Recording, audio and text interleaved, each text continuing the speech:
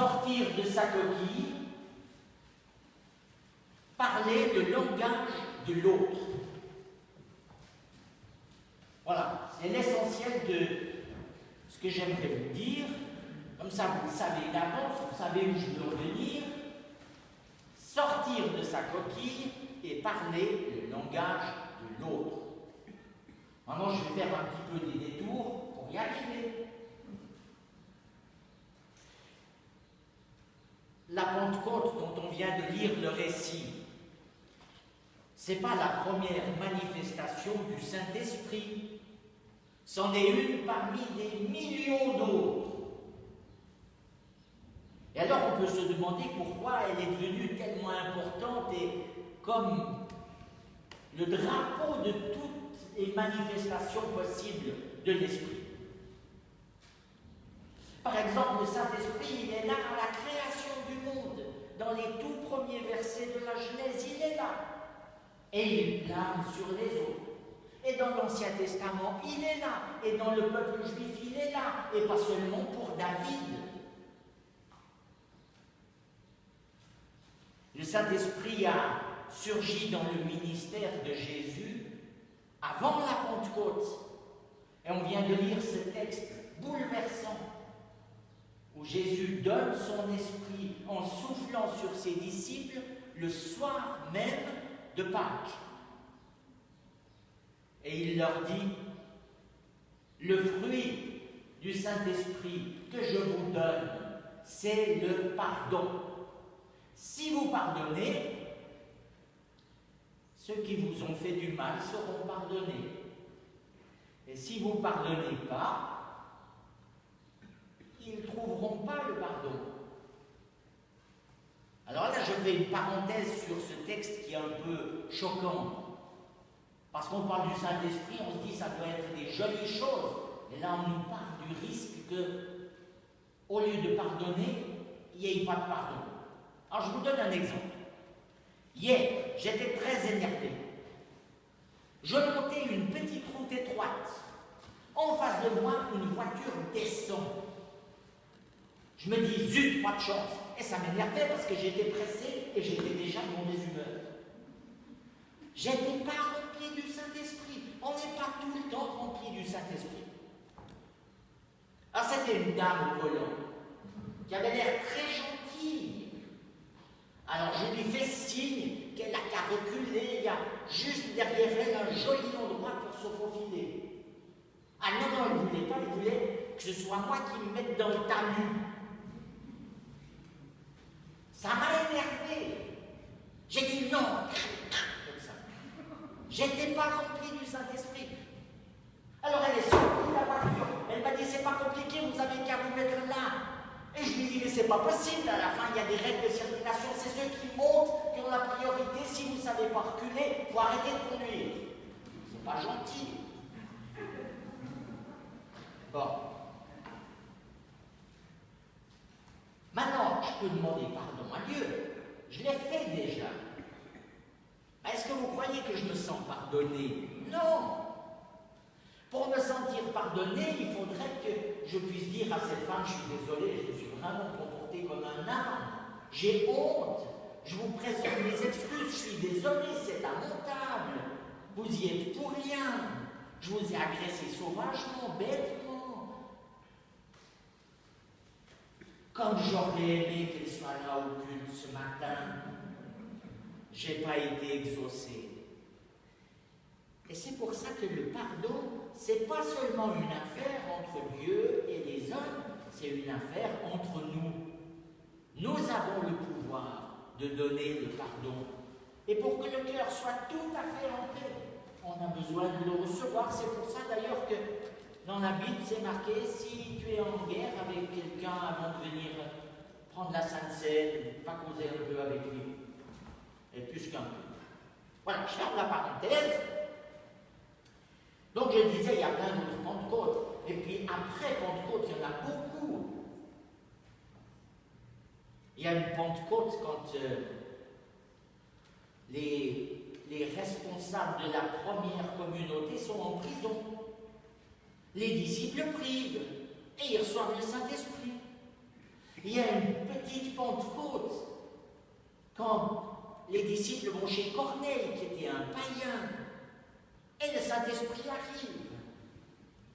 Il y a une Pentecôte quand Paul va à Éphèse. Et il y a des Pentecôtes tous les jours dans tous les endroits du monde. Et ce n'est pas le monopole des églises pentecôtistes. Mais c'est vrai que le Saint-Esprit a des manifestations qui sont très différentes d'une fois à l'autre. Par exemple, quand Jésus a soufflé sur ses disciples et qu'il leur a dit « Le Saint-Esprit, c'est la source du pardon », il n'y a pas eu de langue de feu, il n'y a pas eu de tremblement, il n'y a pas eu d'éclair, et c'était pourtant le Saint-Esprit. Le Saint-Esprit était entièrement là dans cette vérité que le pardon qu'on peut se donner les uns aux autres est essentiel. Voilà, ce n'est pas toujours aussi spectaculaire que lors de la première Pentecôte de la première Église. Qu'est-ce qu'il y a eu de particulier, de tellement particulier à ce moment-là? Eh bien, pour bien le comprendre, il faut se rendre compte que le texte que Luc a écrit pour raconter cet épisode, en fait, c'est un puzzle. L'apôtre Luc, l'évangéliste Luc, a pris des bouts d'autres textes, les a mis ensemble pour nous parler de ce qui se passe. Où est-ce qu'il a été chercher des bouts de texte? Eh bien, il a été les chercher principalement dans 2 récits de l'Ancien Testament.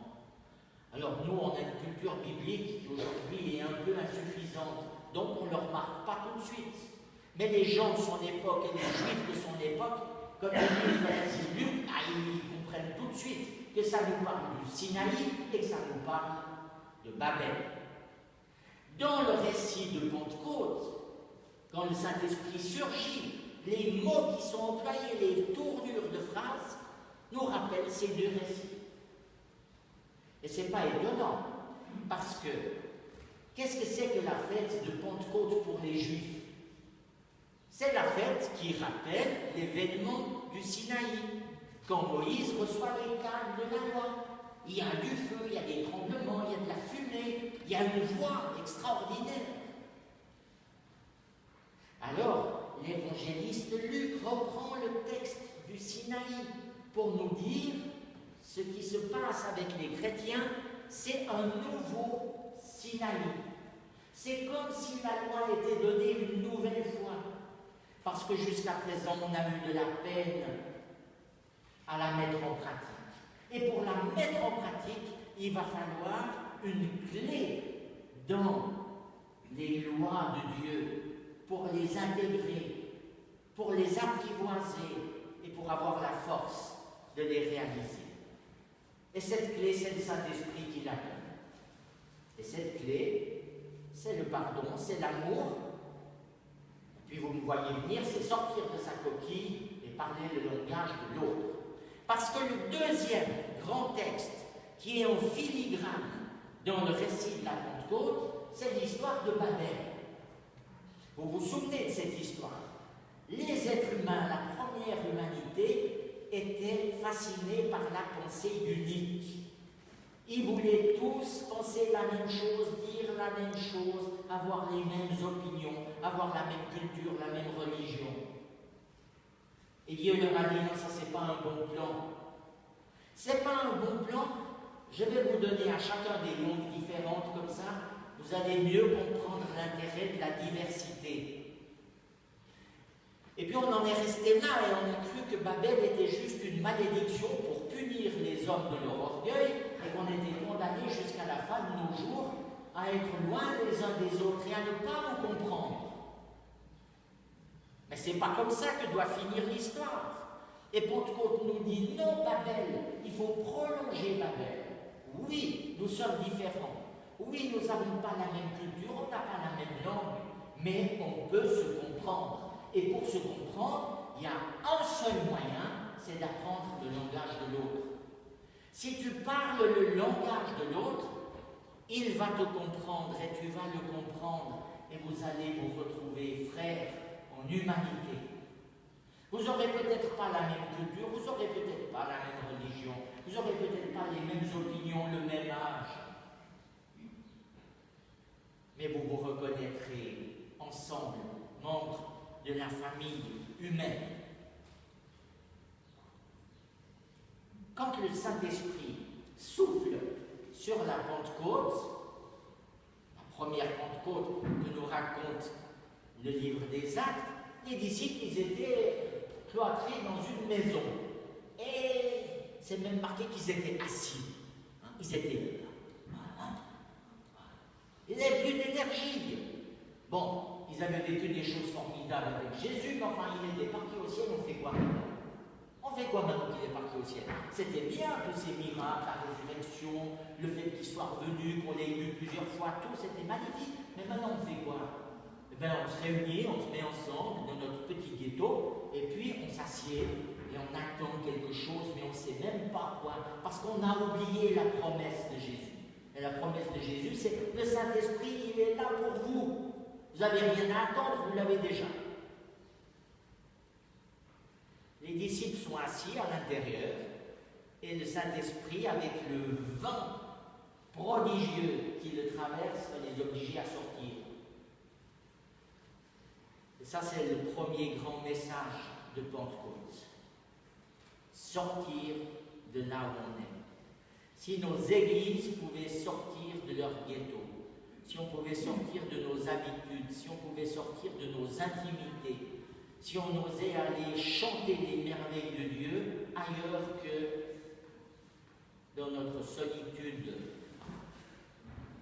alors nous ferons la même chose que les disciples le jour de Pentecôte. Et c'est à cela que nous sommes invités, parce que la Pentecôte transforme les disciples en apôtres. Des disciples, c'est des gens qui écoutent sagement, qui trouvent que c'est très très bien ce que dit Jésus, qui l'écoutent, qui l'apprennent par cœur, qui prient, qui lisent la Bible. C'est des disciples. Pentecôte, elle fait que les disciples deviennent des envoyés. Ils ont une mission, c'est des missionnaires. Ça les oblige à sortir, et ça, c'est pas très sécurisant. Ça fait très peur de sortir de notre cocon. C'est encore assez confortable de se retrouver entre nous à l'église. Quand il faut aller dans le monde et sortir pour proclamer les merveilles de Dieu, vous savez le courage que ça demande. Eh bien, le Saint-Esprit, c'est en tout cas la promesse de Pentecôte, nous donne ce courage. Deuxième grande leçon de Pentecôte, c'est qu'il faut parler le langage de l'autre. Qu'est-ce que ça voudrait dire aujourd'hui parler le langage de l'autre? Alors évidemment, on peut attendre pendant quelques années que par un miracle charismatique, tout à coup, dans une réunion de prière un peu allumée, on se mette à parler en langue ou à parler la langue des autres qu'on n'a jamais apprise. On peut attendre ça. Et des fois, ça marche. Enfin, on ne va pas passer notre vie entière à attendre ce genre de manifestation spectaculaire du Saint-Esprit pour parler avec les autres, pour qu'ils se sentent compris et pour qu'on les comprenne. Donc il faut apprendre à parler le langage de l'autre. On ne va pas attendre une intervention miraculeuse du Saint-Esprit pour parler aujourd'hui à nos contemporains. Mais pas leur parler notre langage, pas continuer à leur déblatérer nos bonbonneries habituelles. C'est pas ça qui va les aider. Il faut aller parler avec eux dans leur langage. Et le langage, vous le savez bien, c'est le reflet de la culture, c'est le reflet de toute notre identité. Pentecôte nous invite à cela. À aller aujourd'hui parler avec des gens qui ont d'autres convictions, d'autres langues, d'autres origines, d'autres cultures, d'autres nationalités, d'autres cartes d'identité. Aller parler avec eux, non pas pour leur dire ce qu'on pense, mais pour apprendre comment c'est chez eux, dans leur point de vue, dans leurs coutumes. Ça demande un décentrement extraordinairement risqué, aventureux et passionnant. Allez parler avec les scientifiques.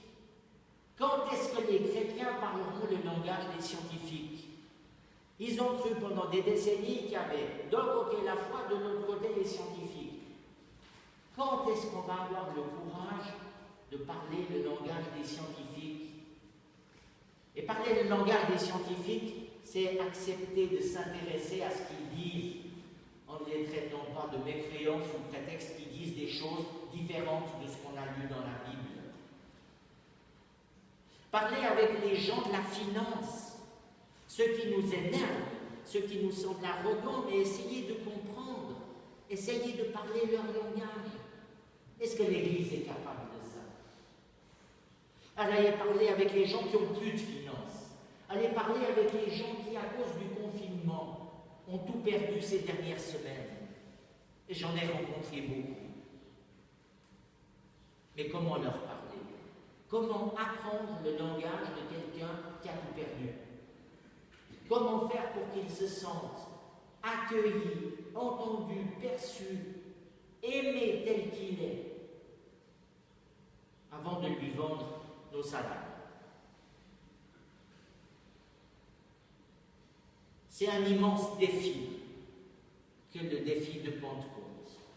Parler le langage de l'autre. Et vous savez, il n'y a pas besoin d'avoir une autre culture, une autre langue pour devoir apprendre le langage de l'autre. Moi, je passe une partie de ma vie à faire des thérapies de couple. Ah, ils parlent tous les deux la même langue en général. Pourtant, ils ne parlent pas la même langue. Parce que les mêmes mots ne veulent pas dire les mêmes choses. Alors, on passe des heures patiemment à apprendre le langage de l'autre. Parce que tant que je n'ai pas compris ce que mon chéri dit en vérité, tant que je fais que de le traduire dans mes mots à moi, en le transformant, il ne va pas se sentir entendu, elle ne va pas se sentir entendue. Mais mon Dieu, quel effort ça représente, quel temps ça prend. Apprendre à parler le langage de nos enfants, apprendre à parler le langage de nos aînés en EMS. La tâche est infinie, mais elle repose toujours sur cette même ligne d'action. Parler le langage de l'autre, apprendre une nouvelle manière de voir le monde qui n'est pas celle qui nous est familière. Ça suppose une transformation. Le Saint-Esprit, ce n'est pas un truc gentillet. Vous voyez, par exemple, des fois on dit le Saint-Esprit, pour l'imaginer, t'as qu'à regarder comment ça se passe quand il y a du vent puis qu'il y a un arbre. Tu vois, il y a les fleurs, les feuilles qui bougent un peu. C'est gentillet, ça. Et le Saint-Esprit va beaucoup plus loin. Parce que les feuilles là qui bougent un peu, elles restent sur l'arbre. Mais ce que fait le Saint-Esprit, c'est de porter les graines et d'aller planter un arbre ailleurs. Ça demande un arrachement. Ça demande de quitter sa base. Ça demande une transformation intérieure profonde. Et en nous, il y a des résistances féroces à tout changement. L'Esprit peut nous aider à les surmonter. Se transformer, ça veut dire accepter de voir le monde en regardant d'abord les merveilles de Dieu.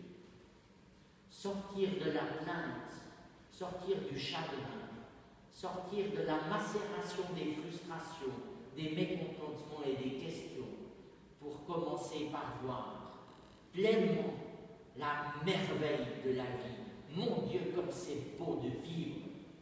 Et ça, c'est un langage qui nous permet de nous comprendre jusqu'au bout du monde quand on en fait sa priorité. Alors oui, que le souffle vivant nous donne un nouveau souffle. Que le tonnerre de Dieu nous réveille. Que les rafales de Dieu nous fassent bouger. Bouger vraiment. Que la flamme de Dieu rallume en nous les braises moribondes. Que les jets d'eau de Dieu étanchent notre soif et que nous partagions notre eau vive avec ceux qui en ont besoin. Que l'onde, le flot de Dieu nous porte vers les autres, jusqu'au bout du monde. Que la lumière de Dieu nous éclaire, mais surtout, que Dieu nous permette de sortir de nos coquilles, de sortir l'Église de sa coquille, de nous sortir de nos tours, de nos ghettos, de nos bastions, pour aller vers les autres et pour avoir une seule priorité, qu'ils se sentent aimés et compris. Alors il y aura les fruits de l'esprit qui viendront, pour ainsi dire, naturellement, spontanément. Vous savez les fruits de l'esprit? Qui se souvient des fruits de l'esprit? L'amour, la paix, la joie, la patience, la bienveillance ou la bonté, la fidélité, et pour les conducteurs imbéciles comme moi, la maîtrise de soi. Amen.